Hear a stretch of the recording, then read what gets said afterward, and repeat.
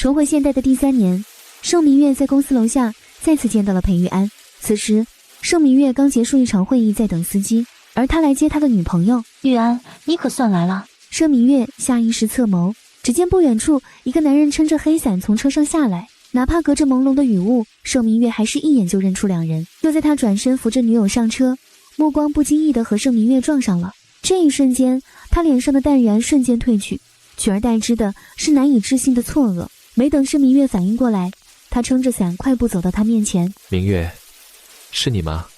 盛明月。片刻的沉默后，盛明月还是打起了招呼。好久不见，他真的没想到，1000年前那场仓皇的逃离，还是让他们在现代再次重逢。裴玉安和温以然也跟着来了这里，他似乎察觉到自己的情绪过于激动，稍稍平复了语气，目光却依旧紧紧锁在他身上。那个，你要去哪里？这么大的雨，我送你吧。不必了，我的司机应该快到了。他的话音刚落，远处就传来了汽车鸣笛的声音，一辆轿车稳稳地停在3人面前。司机摇下车窗，对着盛明月恭敬地喊道：盛总，我来了。盛明月对着裴玉安微微颔首，算是告别，转身就朝着车子走去。温以然这才从刚才的错愕中回过神来，紧紧挽住裴玉安的胳膊。安，我们也是回去吧。裴玉安没有回答，看着车子驶远，这才回过神。走吧。盛明月坐上车后，便闭目靠在椅背上，光线透过车窗映在盛明月脸上，明明灭灭间，那些被他刻意尘封的记忆顺着光线的缝隙汹涌而出。5年前，裴玉安是他的未婚夫，结婚前1个礼拜，两人旅游回来的路上被绑架，为了救他，裴玉安付出了生命。他像疯子一样耗尽盛家半数资源，寻求复活之法。后来一个道士告知他的魂魄已转世到1000年前，他没有丝毫犹豫，启动家族秘传的时空穿梭器，追到古代，找到了转世的裴玉安。等他到古代时，裴玉安已经习惯了。他站在一片银装素裹的庭院外，与周遭古色古香的亭台楼阁格格不入。正当他茫然四顾时，一道清润的声音自身后传来：是你的簪子。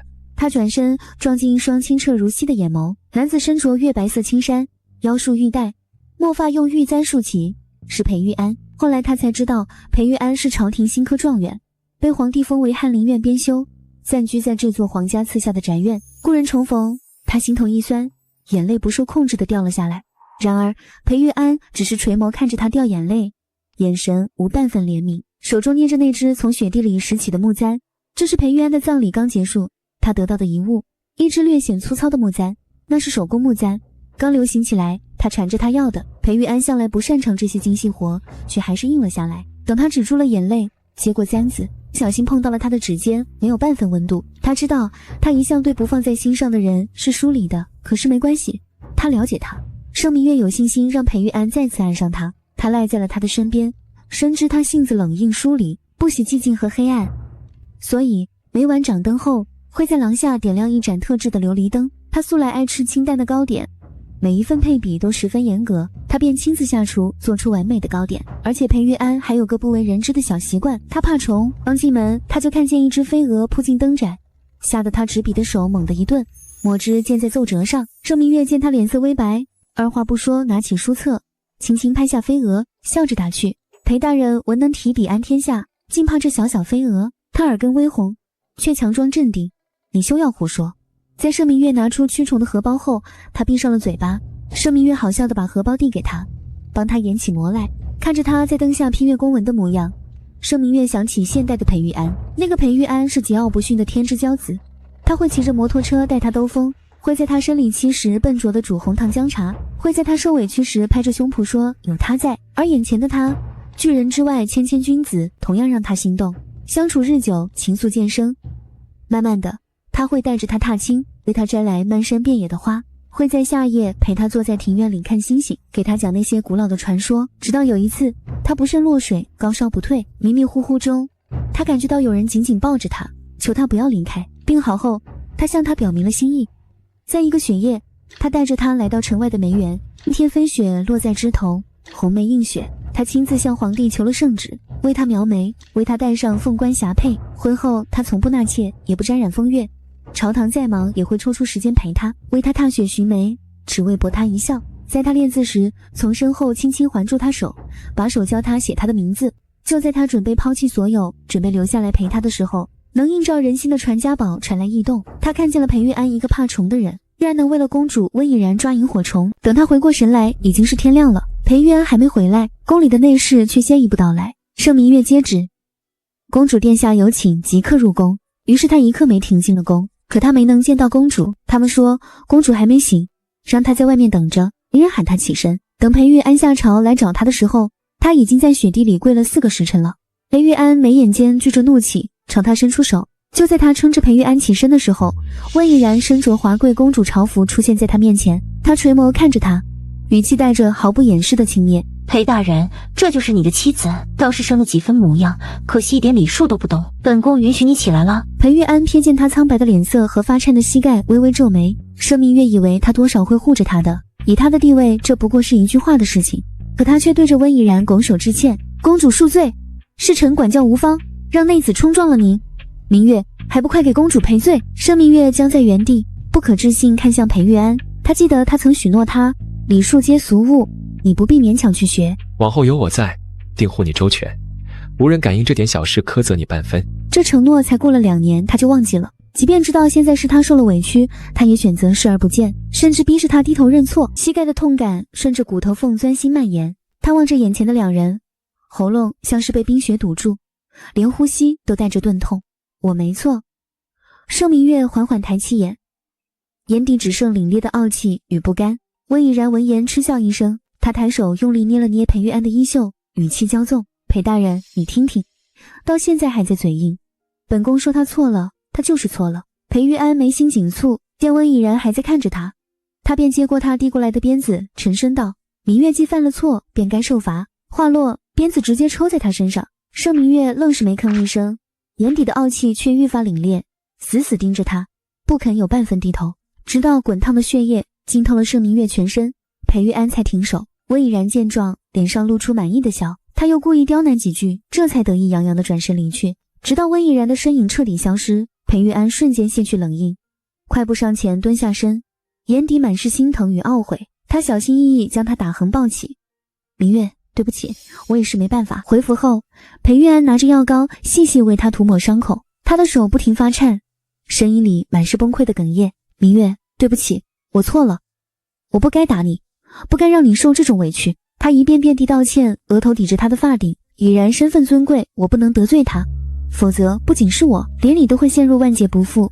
我只能先委屈你，明月，你原谅我好不好？随后他的吻密密麻麻落在他的伤口处，一点点熨烫着他的肌肤。盛明月闭着眼，眼泪越流越凶，听着他一遍遍道歉，听着他声音里的懊悔与慌乱。那些话落在耳中，盛明月只觉得无比讽刺，背上的疼痛越来越模糊，心口的钝痛却越来越清晰。裴玉安，他轻轻唤了一声。盛明月还想说些什么，却彻底失去了力气，晕了过去。在陷入黑暗的最后一刻，他仿佛又看到了那个雪夜梅园里的裴玉安。他站在漫天飞雪中，红梅映着他温柔的眉眼对他说：明月，此生有你足矣。等盛明月再次醒来，已经是深夜，卧房里只点着一盏昏黄的灯，映得四下一片朦胧，背上的伤口依旧隐隐作痛。裴玉安为他挡下子弹的时候，应该比这更痛吧？那时的他浑身是血，躺在他怀里，最后一句话是：明月别怕。那份用生命换来的恩情，像一道枷锁，牢牢缚着他。他可以怨他恨他，却始终无法彻底割舍。盛明月咬了咬牙，眼底闪过一丝犹豫，或许是传家宝出了错，又或者裴玉安为温以然捉萤火虫另有隐情呢？他想找他把话说开，只要他能坦诚相待，他愿意再给彼此一次机会。毕竟他曾为他死过一次，而他也曾为他跨越千年，他们不该就这样草草收场。想到这里，他起身披了一件外衣，推开房门。庭院里静悄悄的，只有风吹过树梢的沙沙声。裴玉安的书房与卧房相邻，可刚到门口，守夜的丫鬟就上前半步，恭敬地拦住他：夫人，大人已经睡下了，吩咐过今晚不见任何人。盛明月也没怀疑，只是轻声问道：大人何时睡下的？可有说身子不适？大人方才便歇下了，未曾说过不适。盛明月点点头，强压下心头的失落。知道了，那我明日再来。他转身准备离开，刚走没几步，就听见廊下2个小厮低声吩咐着什么。大人去练马场的马车已经备好了，放心，没吵醒夫人。盛明月脚步一顿，几乎是扶着身旁的廊柱，才勉强稳住摇摇欲坠的身子。他说睡下了。不见任何人，却瞒着他悄悄备了马车去练马场。练马场此刻只有温以然在，那些自我安慰的借口在这2句话面前碎得彻彻底底。可他像是被某种执念缠住了一般，不亲眼见到，不亲耳听到，他就永远不肯死心。他也来到了练马场，远远的就看见雪地之上2匹骏马并驾齐驱，温以然身着一身明艳的旗装，笑靥如花，而裴玉安就陪在他身侧，月白色的衣袍在风雪中翻飞，嘴角噙着浅浅的笑意。盛明月站在原地，寒风卷着雪粒打在脸上，冰冷刺骨。不知过了多久，他正要转身离开，却见前方突然传来一阵金马的嘶鸣。温以然的坐骑不知受了什么惊吓，他惊呼一声，身体失去平衡，眼看就要从马背上摔下来。就在这千钧一发之际，是裴玉安不顾一切地冲了上去，他死死拽住了马缰，将温以然紧紧护在怀里，两人一同摔在雪地里。他第一时间撑起身子，紧张检查他的伤势。怎么样，有没有摔疼？盛明月清楚地看见裴玉安的眼里没有了平日的克制疏离，只剩毫不掩饰的慌乱与担忧，那是一种他从未见过的近乎失控的在意。原来他不是只会为了他一个人付出生命。雪越下越大，落在盛明月的发间，肩头渐渐激起薄薄一层。遇见他是在雪夜，离开他也是在雪夜。他缓缓闭上眼，一滴泪从眼角滑落，瞬间被寒风冻结。他所有的一切在这一刻彻底烟消云散。他转身一步步朝着来时的路走去，雪地脚印被新雪覆盖，仿佛他从未出现。等他回到府中，天已经亮了，庭院里的积雪被晨光染得泛着冷意，启动穿梭器需5星连珠，7日后便有此天象。这是他离开这个时代的唯一机会。盛明月换上素净衣裙，去了裴玉安书房。裴玉安刚下朝，正坐案前批阅公文，见他进来，连忙放下笔起身。明月，你昨晚去哪了？一夜未归，我很担心。盛明月没有回应他的关心，只是直直地看着他。裴玉安，我们和离吧。和离。裴玉安的脸色骤然变。明月，你在说什么胡话？好好的为什么要和离？我没有生气，只是想清楚了。盛明月的眼神没有丝毫动摇。我们之间本就不该有这段纠葛，如今看清了，及时止损，对彼此都好。或许那道士说的对，既然是转世，那他便不是他，这一切都是他强行介入的因果。看清什么？裴玉安的声音沉了下来，他像是想到了什么。你昨日去了练马场。盛明月没有否认。裴玉安的喉结滚动了一下，沉默了许久，才缓缓开口。明月已然，他和别人不一样，他很重要。有多重要？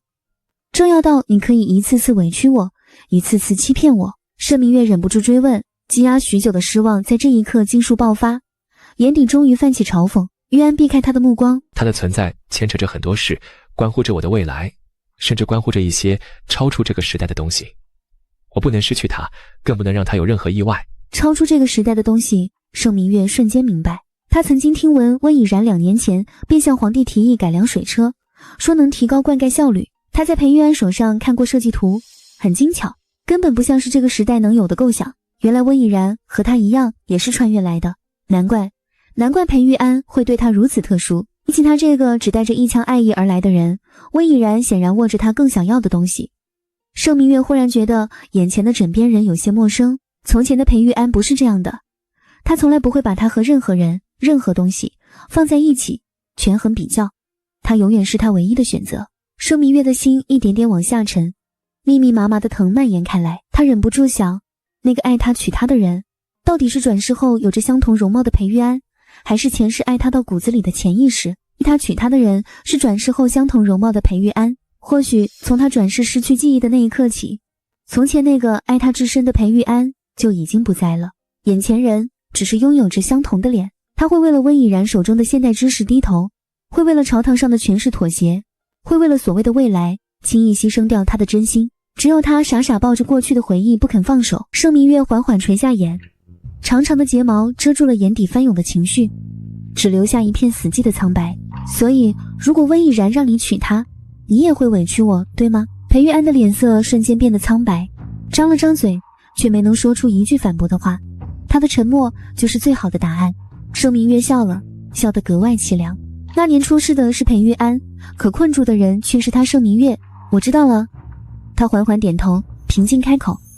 如果你不愿意和离，那么和离书我会亲自拟好的。说完，他转身就走，没有丝毫留恋。裴玉安看着他决绝背影，心头猛地一紧，伸手想拉住他，却终究停住了动作。他看着窗外大雪，眼底满是复杂情绪，有愧疚，有不舍，可更多的却是对温逸然的忌惮与依赖。他不能失去温逸然，哪怕代价是失去盛明月。隔天，他没有再见过裴玉安，裴玉安也没有再来找过他，两人同在一个府邸，却像是隔着两个世界。直到公主失踪的消息传来，盛明月再一次见到了裴玉安。门外先是传来急促的脚步声，紧接着是裴玉安带着寒意的声音：盛明月，你出来。他推门而出，就见裴玉安身着朝服，面色铁青，眼底满是不加掩饰的怀疑与怒火。他身后跟着几名禁军，手持兵刃。公主失踪了，是不是你做的？裴玉安质问他。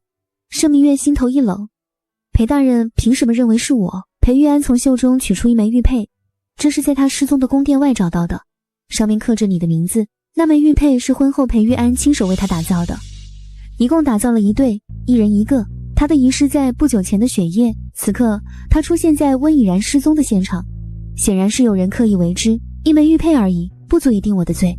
盛明月淡淡开口，没有丝毫慌乱。他指向他身边的随从，裴大人，可还记得3日前的雪夜，我遗失了这枚玉佩，当时我找过你，你身边的仆人可以为我作证。裴玉安一愣，随即看向身后的随从，两名随从战战兢兢地上前点头道：回大人，3日前的雪夜，夫人确实和您说过，当时我们还帮着找了许久，只是没能找到，是我误会你了。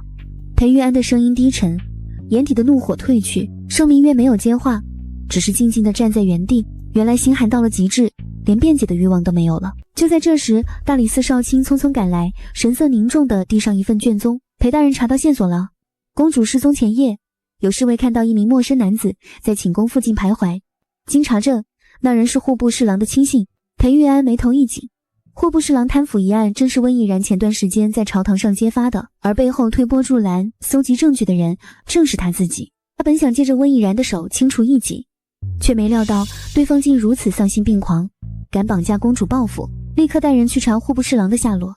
裴玉安沉声吩咐，据线人禀报，户部侍郎的亲信曾在废弃驿站出没，温逸然大概率被藏在那里。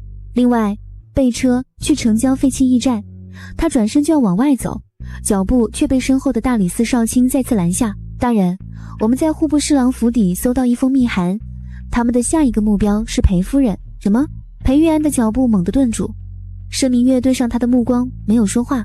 良久，裴玉安还是出了府。你去了，我呢？盛明月的声音很轻，他站在原地，目光平静地看着他，没有愤怒，没有委屈，只有一片死寂的漠然。裴玉安脚步一顿，回头看向他，喉结滚动了一下。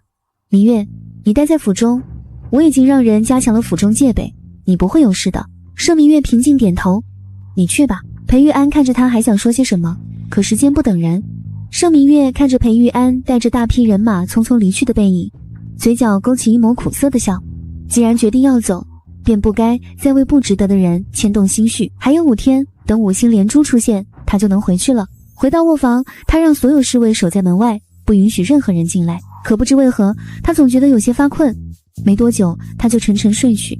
不知过了多久，一阵轻微的响动惊醒了他。他以为是丫鬟进来添炭火，并未在意。可下一秒，后颈就传来一阵尖锐的刺痛。盛明月猛地睁眼，想挣扎起身，却发现四肢被人死死按住，浑身力气像是被抽干一般，动弹不得。他艰难地转头，瞥见按着他的那人竟是裴玉安的贴身仆人。他记得这个人，因为这个人是公主送过来的。是公主。那人俯身凑近他，嗤笑一声：公主殿下说了，大人的未来只能由他掌控，您这种只会拖累大人的累赘早就该消失了。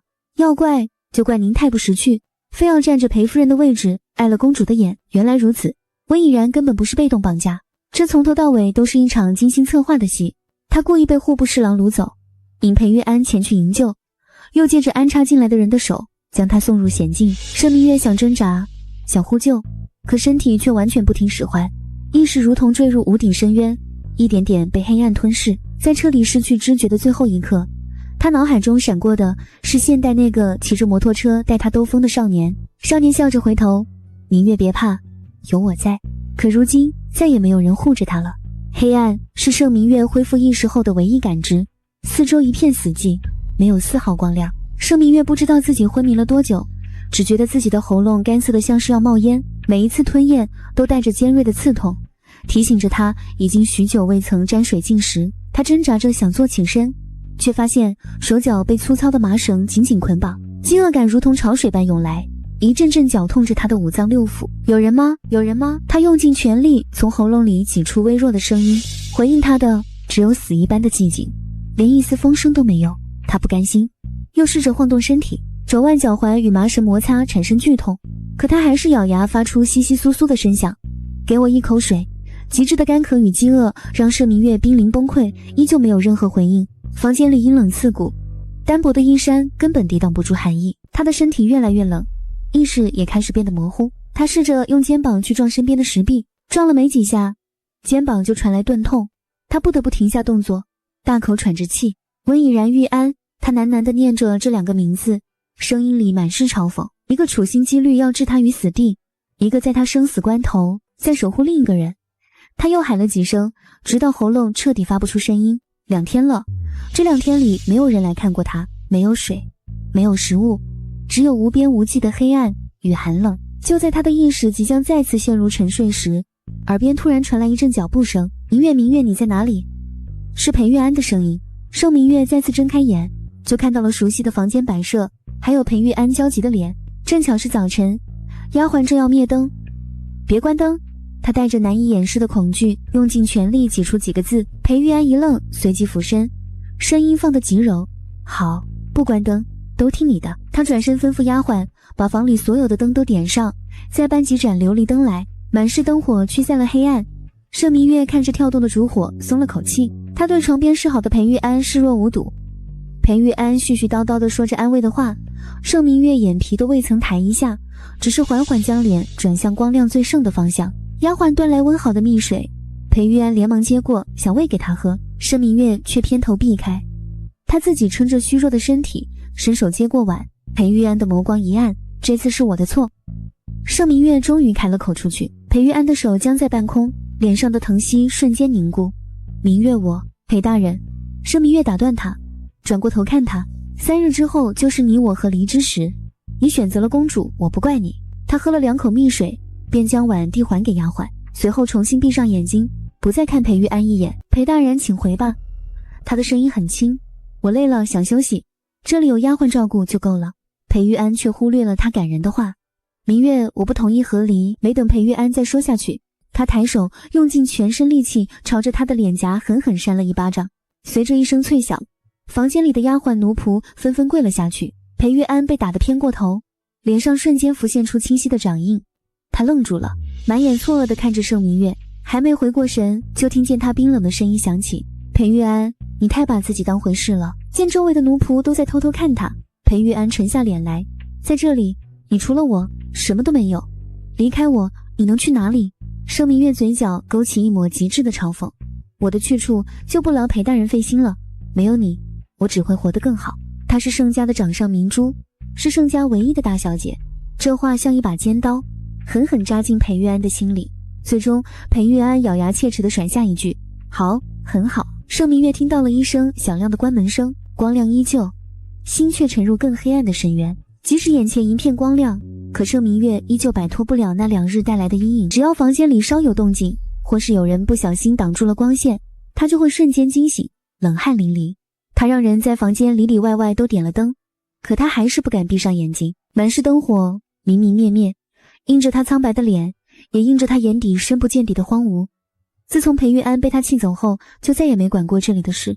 他忍不住想起从前，以前的他无论被他气得有多狠，都会先哄完自己再来找他。就在他沉浸在回忆中，房门被猛地推开，温以然便带着一众工人浩浩荡荡地闯进了他的院落。盛明月、温以然居高临下地看着他，见了本宫为什么不行礼？盛明月淡淡扫了他一眼，没有任何动作。今日便是5星连珠，等到日暮降临，他就能回去了。如果你是来威胁我和离，那我把裴玉安让给你，我未尝不可。说完，盛明月甩出一封早就写好的和离书。温以然眼底的轻蔑瞬间转为怒意：盛明月，你别给脸不要脸！盛明月嗤笑了一声：那你今日过来做什么？温以然冷哼一声，直奔主题：本宫知道你有一件传家，识相的赶紧拿出来。本宫可以饶你不死。传家宝是他盛家的宝物，也是他回家钥匙。盛明月想也没想便拒绝。不可能，你敢拒绝本宫？温以然脸色一沉，对身旁的工人使了个眼色。2名膀大腰圆的工人立刻上前将盛明月按在榻上。盛明月挣扎着，可身体虚弱不堪，根本敌不过工人的蛮力。敬酒不吃吃罚酒。温以然缓步走到他面前，本宫再问你最后一次，交不交？盛明月别过脸不看他。温以然被他这副样子激怒，冲工人喝令，拿掸子来，我倒要看看是他的骨头硬还是本宫的刑具硬。工人很快取来一副掸子冰冷的木片，夹向盛明月的手指。宫女一用力，指尖传来一阵剧痛。交不交？温以然逼问道。盛明月疼得脸色惨白，嘴唇被咬出了血痕。不交加力。随着温以然的一声令下，工人狠狠收紧了掸子，骨头与木片摩擦，发出声响，剧痛顺着指尖蔓延至全身。盛明月忍不住闷哼一声，眼前阵阵发黑。这时院门外传来急促的脚步声，他刚处理完户部侍郎的余党，听闻温以然带人闯进了盛明月的院落，他立刻赶了过来。不是说了你不要过来吗？怕我弄死盛明月？裴玉安看着盛明月一片死寂的眼睛，喉结滚动着，终究没能说出阻止的话。他知道温以然要的传家宝是回到现代的关键，他赌不起。已然，他的声音带着一丝不易察觉的妥协，别太过分，拿到东西就好。这轻飘飘的一句话彻底击碎了盛明月心中最后一丝奢望。他猛地转头看向裴玉安，眼底的痛楚瞬间被彻骨的寒意取代。原来传家宝真的是裴玉安告诉他的，只要拿到传家宝，再配合我的血祭仪式，我们就能一起回到现代了。温以然转头看向裴玉安，玉安已经答应我了。他说，这传家宝对你而言不过是个念想，给我也无妨。你答应了盛明月？望着裴玉安的眼睛，轻轻问他。裴玉安避开他的目光，沉声道，明月，已然说这方法不会对你造成伤害，我们3个或许也能一起去到那个时代，他不会对我造成伤害。盛明月忽然咳嗽了起来。裴玉安，你可知血祭仪式需要什么？需要我的心头血。裴玉安他的声音带着浓浓的嘲讽。你果然没有让我失望过。他的目光太过冰冷，太过绝望，看得裴玉安心头一紧，他别开脸，不敢再看他渗血的指尖。就在温以然准备继续的时候，盛明月妥协了。工人松开了他，他走到书桌前，拿起早已写好的和离书递到裴玉安面前。这和离书我已经签好字，从此往后你我男婚女嫁，各不相干。温以然不爽地把那封和离书扔在地上，然后用脚踩住。别废话，把东西交出来。盛明月拿出传家宝，温以然见状眼睛一亮，立刻就要去抢。天边泛起奇异霞光，5星连珠如期而至。盛明月手里的传家宝发出耀眼的光芒，他感觉到一股熟悉的力量包裹住自己，指尖的剧痛渐渐消失，身体也变得轻盈起来。你想要吗？我不给。温以然没想到盛明月这个女人居然敢耍他放肆。盛明月却没理他，而是看着裴玉安。裴玉安后会无期。裴玉安瞳孔骤缩，看着在地上的和离书，瞬间慌了神。他猛冲上前想抓住他的衣袖，却只捞到一片虚空。明月。盛明月以为他们再也没有机会相见，只是没想到他们不知道用了什么方式，居然也回到了现代。小姐到了。司机忽然响起的声音打断了盛明月的思绪。下了车，刚进去老宅，盛明月走进老宅客厅，佣人递给他一张报名贴。小姐，这是裴氏集团参加盛家抽签选夫仪式的报名贴。盛明月捏着烫金报名贴，指尖泛白，1000年前的背叛与伤痛如潮水般翻涌。他深吸一口气，压下心头波澜，转身回房。盛家举办这场抽签选夫仪式，纯属无奈之举。3年前，他从古代归来，闭口不提过往，可他们对他的伤害太深了。盛明月经常被幽闭恐惧症和指尖的旧伤纠缠，深夜噩梦惊醒。家人心疼他，又怕他一辈子困在过去的阴影里，便想出这荒唐的法子。名义上是为盛世寻找商业伙伴，实则是想让他多接触些人，或许能遇到真正懂他护他的人。盛明月本是拒绝的，可耐不住爷爷奶奶的软磨硬泡，最终还是点头同意。他以为这不过是一场走个过场的闹剧，之前没想到会碰见裴玉安。仪式如期在盛家老宅宴会厅举行，流光溢彩的水晶灯悬在头顶，将整个大厅照得如同白昼。宾客们大多是商界名流和世家子弟，他们脸上带着各自的心思，目光时不时地瞟向主位上的盛明月，那就是盛家大小姐。听说她3年前突然失踪，回来后就性情大变，接手了盛世，手段厉害得很。裴氏集团的裴总也来了，你说他们俩不好说啊。当年裴总可是盛小姐的未婚夫，后来盛小姐失踪，裴总才和现在的女伴走到一起的。当年裴玉安为盛明月而死，两家立马封锁了所有消息，一旦有人知道裴家失去了唯一的继承人，怕是会股票动荡。直到近1年，转世后的裴玉安跟着温以然穿了回来，被裴家人偶然间碰见了。不管裴玉安是不是以前的裴玉安，凭借着那张一模一样的脸，裴家当即就把人认了回去。只不过他们一直不允许裴玉安和温以然结婚。细碎的议论声顺着空气飘过来，盛明月充耳不闻。他端坐在主位上，眼神平静地扫过全场，没有半分波澜。抽签环节如期而至，自己拿着抽签箱走上台，笑容满面地邀请各位参与者上前抽取号码牌。盛明月是最后一个抽的，他走上前，随手抽出一张，上面印着数字7。就在他准备回到座位时，一只修长的手握住了他。明月。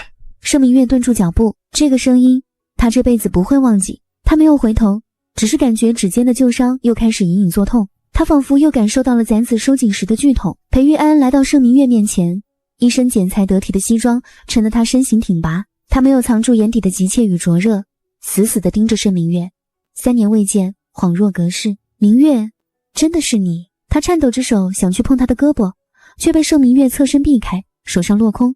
裴玉安的脸上露出了自嘲的笑。明月，我想起来了。他往前逼近一步，两人的气息交缠。是我对不起你，我不该让你受那么多委屈，更不该在你最需要我的时候选择了别人。你再给我一次机会，我们重新开始，好不好？盛明月终于抬眼看向他，眼底没有恨，没有怨，只有一片死寂的漠然。裴总，你是不是搞错了什么？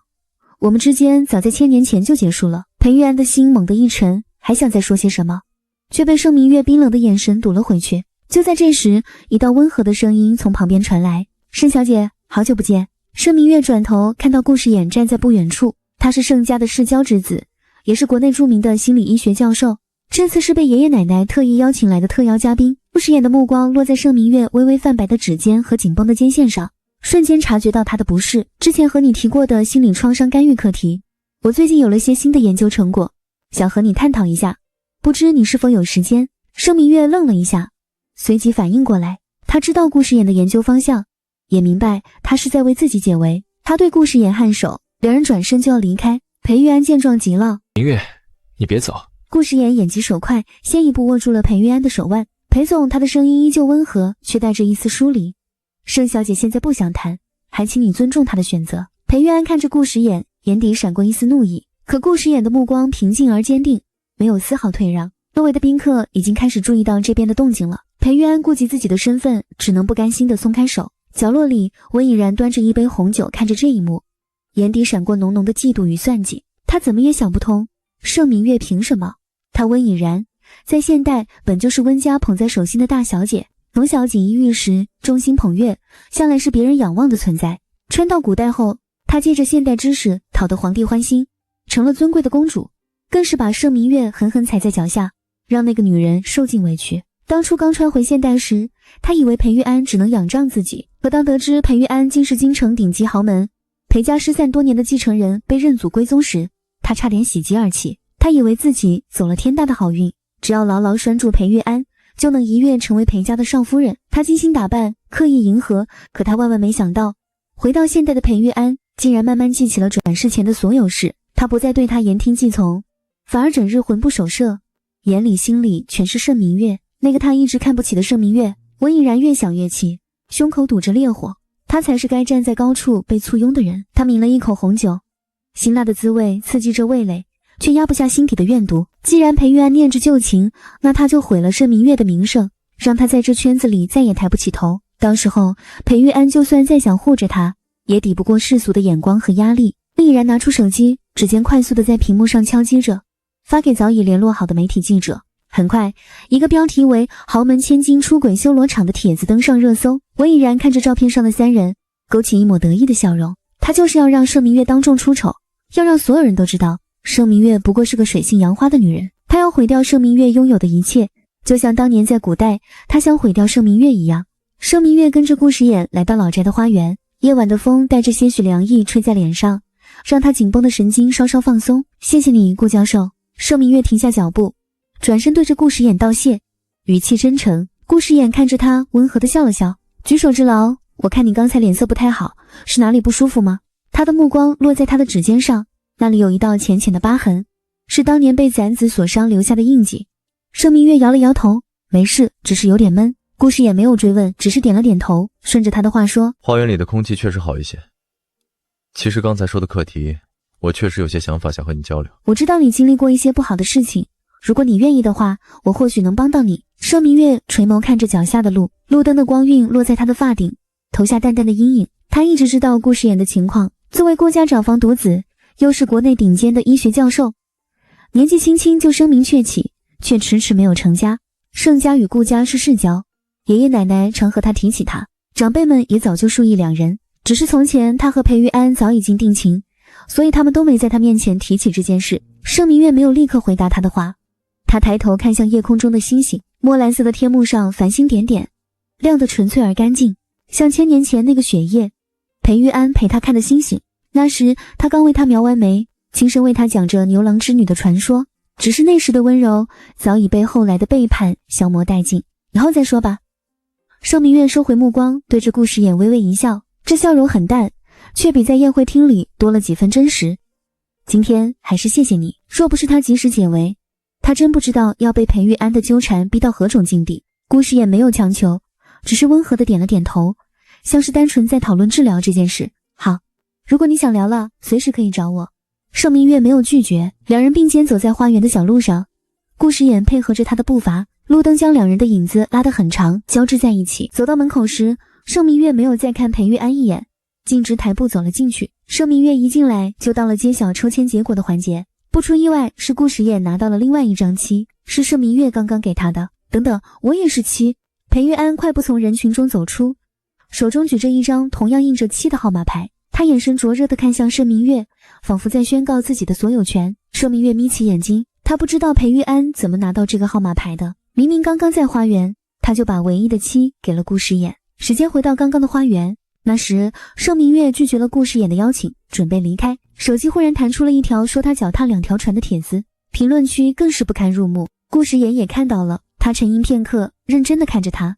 我有个提议，你要不要听听？盛明月抬眸，示意他继续。不如我们达成一份协议，联姻1年。顾时言的眼神坦荡，我帮你应对外面的舆论，也帮你堵住家里的催婚，你也帮我应付顾家的逼婚，我们各取所需。1年后，只要你想，我们就和平解除关系，互不干涉彼此的生活。盛明月愣住了，他没想到顾时言会提出这样的提议。他不需要爱情，也不再相信爱情，他只想要一份平静的生活，摆脱过去。而顾时言的提议恰好能满足他的所有需求，他们是世交，彼此知根知底，合作起来更放心。顾时言性格看似温柔，实则是一个淡漠的人，不会轻易干涉他的生活。盛明月沉默了片刻，最终还是缓缓点头。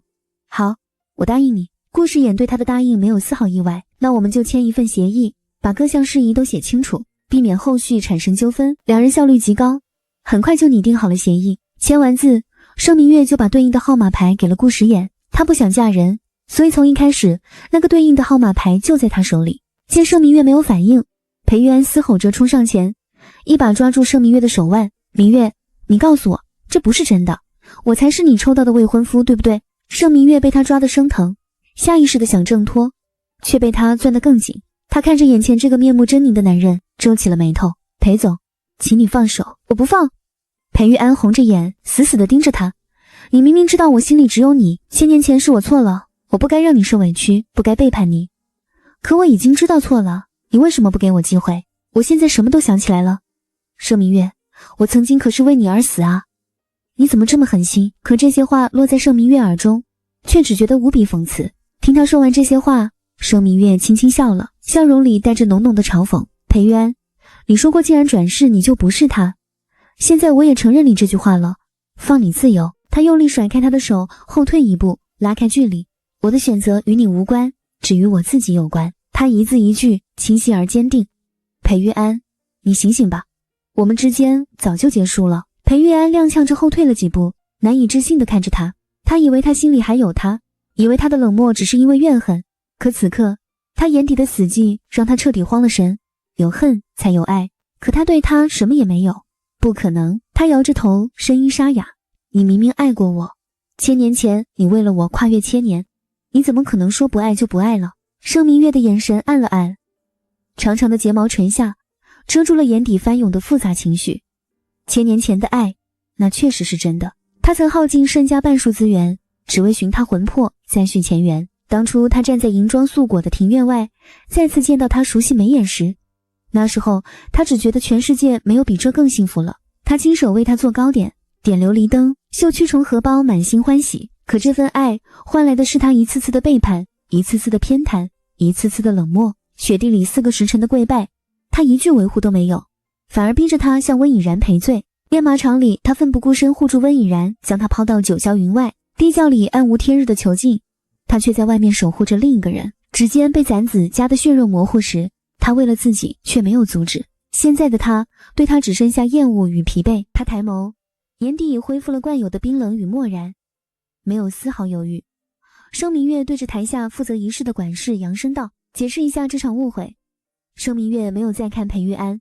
次抽签选夫，所有号码牌均由盛家公证处监督制作，编号、封存，每一张都有唯一的防伪标识和登记记录。顾教授手中的7号是经过公证、登记在册的有效号码。裴玉安，我不知道你哪来的7号号码牌，但是我现在劝你识相点，这里是盛家，我是盛明月，不是那个在古代可以任你们欺负盛明月、没有依靠的盛明月。后面这句话是盛明月单独和裴玉安说的，这句话像是一记重锤，狠狠砸在裴玉安的心上。是啊，他现在不一样了，他不再是那个追着他跑要他保护的小姑娘了，他有了强大的后盾，再也不需依附他。随着管事的发言，台下的宾客也炸开了锅，议论声此起彼伏。盛小姐现在可是盛世的掌权人，裴总这样做简直是打盛家的脸。温以然站在人群中，脸色一阵青一阵白。他早就知道盛明月和顾时衍的订婚是利益捆绑，毕竟像盛明月这样被情伤缠身的女人，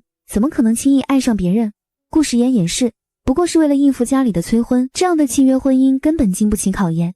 他只需要再推波助澜一把，让他们的矛盾激化。盛明月不一样，还是和古代一样败在他的脚下。说不定裴玉安看见两人结婚，也不会再对盛明月纠缠，他就能顺理成章地成为裴家的少夫人，坐拥一切。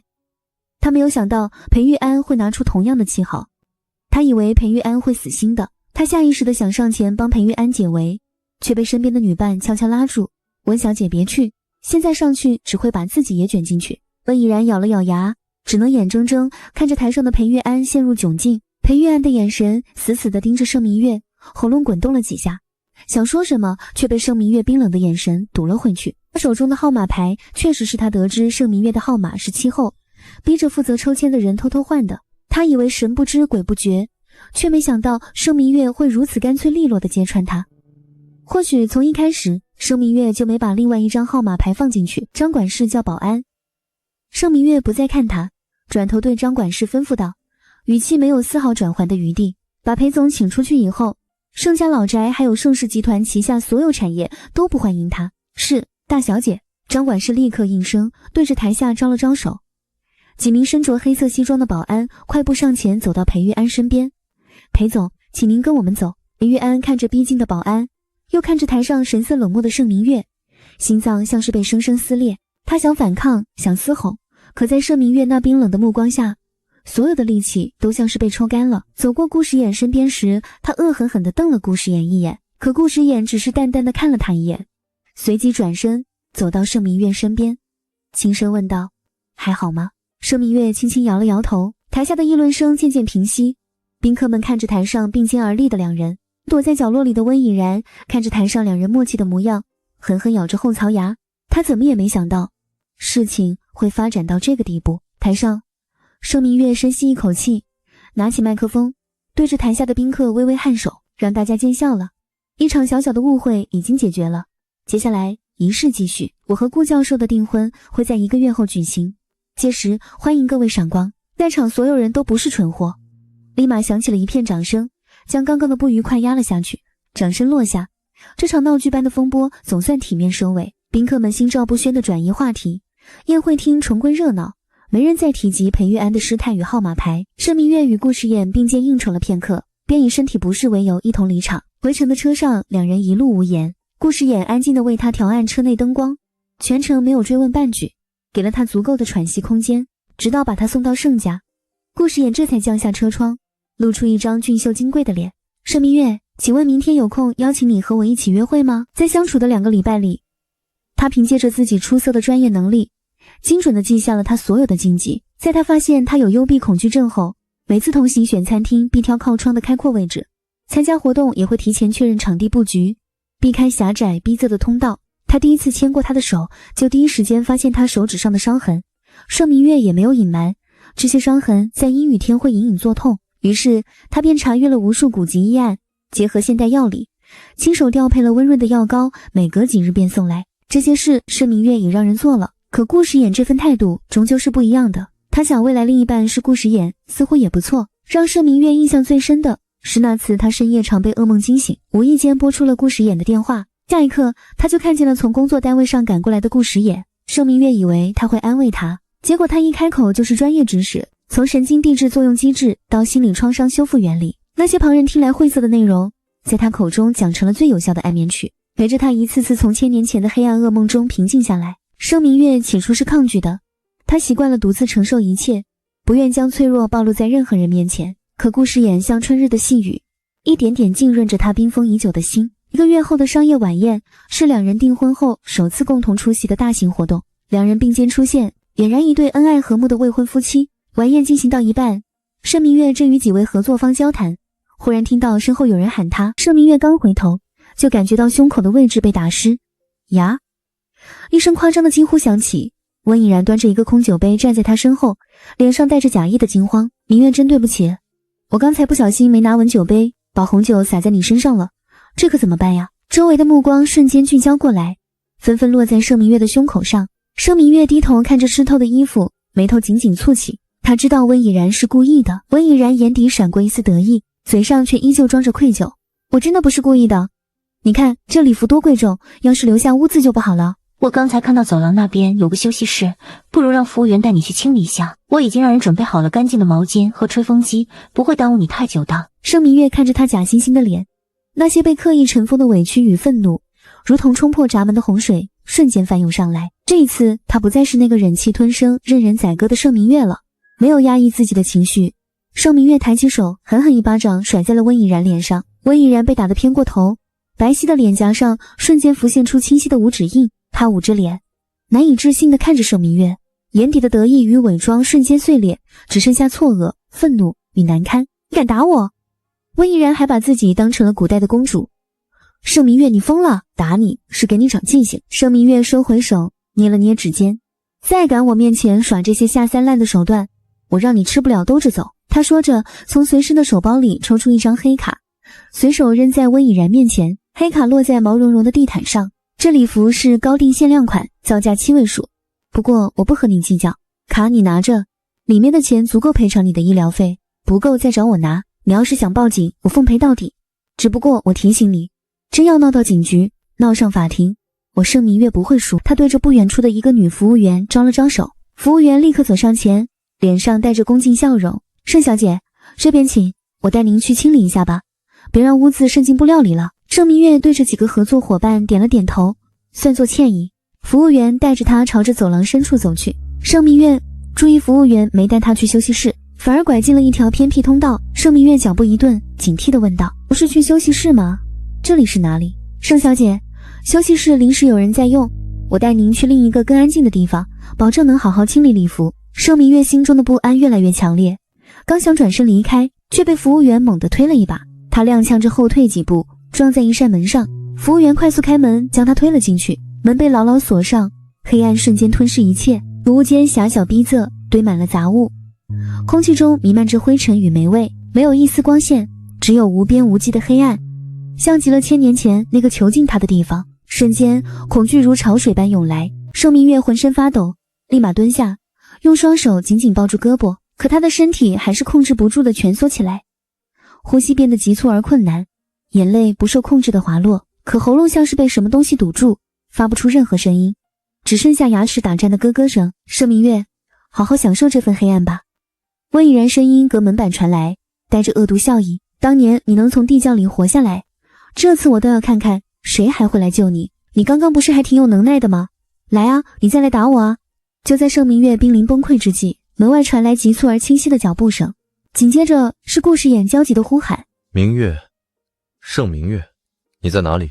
那声音像一道光，穿透了厚重的黑暗与恐惧，让盛明月混沌的意识有了一丝清明。用尽全身力气挤出微弱声音：我在这里。门外脚步声停在储物间门口，顾世眼声音带着安定一切的力量：明月别怕，我来了。紧接着是砰砰的撞门声，顾世眼力道极大，门板很快就发出了松动的声响。盛明月蜷缩在角落，听着门外动静，心里紧绷的弦稍微松了松。没过多久，门板被撞开，一道微弱的光线照了进来。顾世言快步冲进来，一眼就看到了蜷缩在角落浑身发抖的盛明月。他心头一紧，立刻蹲下身，小心翼翼地伸出手，声音放得极柔，再次重复：明月我在，别怕。他的手温暖而干燥，轻轻握住了盛明月冰凉颤抖的手，掌心的温度像是带着治愈的力量，瞬间驱散了他身上的寒意，也让他失控的颤抖渐渐平复。盛明月抬起头看着顾时眼，他的额头上带着薄汗，西装外套有些凌乱，显然是一路急着找他，又用力撞门所致。我带你出去。顾时眼轻轻扶起他，小心翼翼地护着他的腰，生怕他摔倒。他没有问发生了什么，只是用身体为他挡住杂乱的杂物，步步将他带出了储物间，回到明亮开阔的宴会厅，灯光刺眼。盛明月下意识地眯了眯眼，身体还在微微发颤。顾时眼停下脚步，从口袋里掏出一方干净的手帕，轻轻为他擦拭脸上的泪痕。温以然也假惺惺地走过来：明月，你怎么了？刚才跑去哪里了？我找了你好久。顾时眼眼神一冷，转头看向温以然，压迫感十足。温小姐，你刚才带明月去了储物间，然后锁上了门，对吗？温以然脸色一白，那个地方是监控死角，只要他嘴硬不承认，就没人拿他有办法。我没有啊，我只是跟明月聊了几句，他自己走开了，我也不知道他去了哪里。是吗？顾时眼眯起眼睛，既然这样，那就麻烦你跟着警察局走一趟吧。从头到尾，盛明月都没有出声。他看着温以然死不承认的嘴脸，心底没有半分波澜。有些人的恶毒深入骨髓，辩解与争执都是多余。顾时眼将他与那些虚伪的谎言隔绝开来，让他第一次不必独自面对风雨，只需安心站在他身后，等待真相大白。原来是温小姐搞的鬼，太恶毒了吧！知道盛小姐有幽闭恐惧症，还故意把她锁在储物间，这是想害死人啊！亏他还装得那么无辜，真是知人知面不知心。他没想到顾时眼会这么快找到盛明月。很快，两名身着制服的保安便从人群中走出。温以然脸色骤变，方才的镇定瞬间崩塌。你凭什么叫保安？没有证据，你们不能抓我。顾时也没有再理会他，转头看向身边的盛明月，眼神温柔依旧。还好吗？要不要先休息一下？盛明月摇了摇头，抬头看向顾时眼，灯光下他的侧脸线条柔和，刚才撞门时留下的薄汗还挂在额角，很性感。盛明月心里痒痒的，心底那座冰封了千年的冰山第一次出现了裂痕。千年前他被温以然算计，陷入困境，裴玉安选择了妥协与旁观，而现在同样的境遇，顾时眼却第一时间找到他，为他撞开黑暗的门，坚定地站在他身前，为他遮风挡雨。他久违感受到自己的心跳。不远处，裴玉安目睹了全程，他看着盛明月靠在顾时眼的怀里，心疼得无以复加。他下意识地想冲上前，却在迈出脚步的瞬间僵住了。他看着顾时眼紧紧握着盛明月的手，才猛然意识到自己早已没有了立场。他是那个曾经将他推入深渊的人，是那个让他受尽委屈与伤害的人。如今他连上前安慰他的资格都没有，心如刀割般的疼痛蔓延开来。裴玉安死死地攥紧了拳头，指节泛白，眼底满是悔恨与不甘。他看着盛明月靠在顾时眼怀里渐渐平复下来，看着顾时眼为他挡下所有的目光与议论，而自己什么都做不了。盛明月在顾时眼的陪伴下渐渐平复了呼吸，他侧头看了一眼身旁的顾时眼，他正低声与保安沟通着什么，他的眉宇间没有丝毫不耐。盛明月拉住他的手，在他怀里抬起头：顾时眼，下个月的考察我陪你去吧。这不是一个简单的邀请，是盛明月第一次尝试要入他的世界。前段时间顾时眼跟他说过，因一项公益医疗合作项目，他要前往偏远小镇考察。当时的盛明月很客气地把两人分为两个个体，他去他的，他做他的。现在他改变主意了。出发前，天气预报只说有阵雨，没人料到会遭遇突发台风，狂风裹挟着暴雨席卷了整个小镇，道路中断，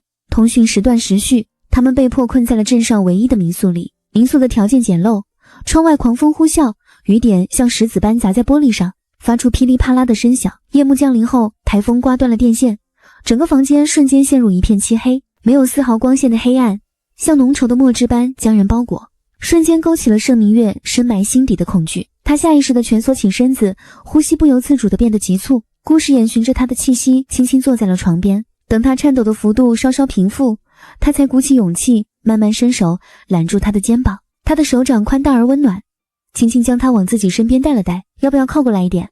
他的声音带着一丝不易察觉的紧张，尾音微微发颤，这样会暖和些。盛明月没有拒绝，也没有回应，只是身体依旧紧绷着。过了好一会儿，顾时远才试探着僵硬地将他轻轻揽进怀里。他的动作很轻很谨慎，手臂虚虚地环着他的后背，没有用力禁锢，反而留了几分空隙，像是在给他随时推开的余地。鼻尖萦绕着他发间淡淡的栀子花香，混合着风雨带来的湿润气息，顾时远的心跳莫名漏了一拍，耳根悄悄发烫。房间里只有窗外的风雨声，还有顾时远平稳的呼吸。他没有追问他为何恐惧，只是轻声讲述起自己的故事。